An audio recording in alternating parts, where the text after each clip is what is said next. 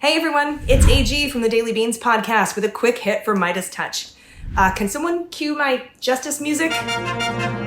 Yes, thank you. That sound means indictments. And today, the Justice Department has hit Proud Boys Enrique Tarrio, Joe Biggs, Zachary Real, Dominic Pizzolo, aka Spaz, and Ethan Nordine with a superseding indictment for the granddaddy of all crimes, seditious conspiracy.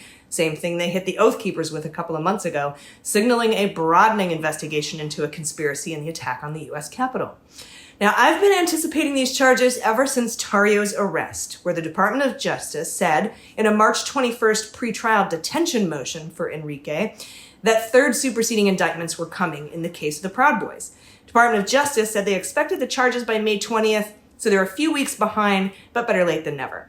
And I'd like to tip my hat to the volatile mermaid on Twitter who joked, "From incels to in-cells, the Proud Boys story." A couple things I'd like to point out from this 32-page indictment. Paragraph 107, page 23, outlines a conversation between Tarrio and Person 1 on January 6th at 7:44 p.m., in which Tarrio references the Winter Palace, as Person 1 tells Tarrio incorrectly that Congress must certify today or it's invalid.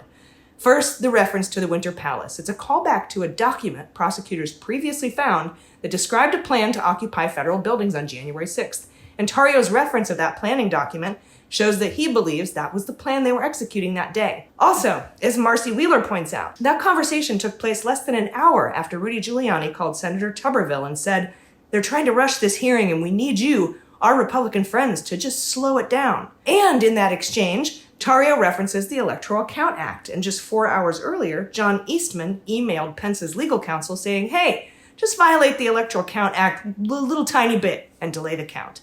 Additionally, Ryan Riley pointed out that Tarrio's phone had been confiscated the day before, so what phone was he sending those texts from in Maryland? Finally, there are 3 uncharged people named in this indictment as Person 1, Person 2, and Person 3.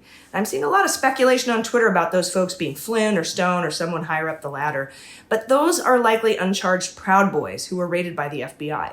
2 are named Bertino and Stewart. They were raided the same day Tarrio was arrested, and the other one is named Aaron Wallen Wolkind, who was raided last October. I don't know if those 3 are still under investigation or if they're cooperating. We haven't heard about a cooperation, but that's likely who the Department of Justice is referencing based on information provided in the indictment. I will keep my ear to the ground for more indictments, and you can get an in-depth read on all this with swearing on the Daily Beans podcast. This has been a quick hit with AG from MeidasTouch. See you next time.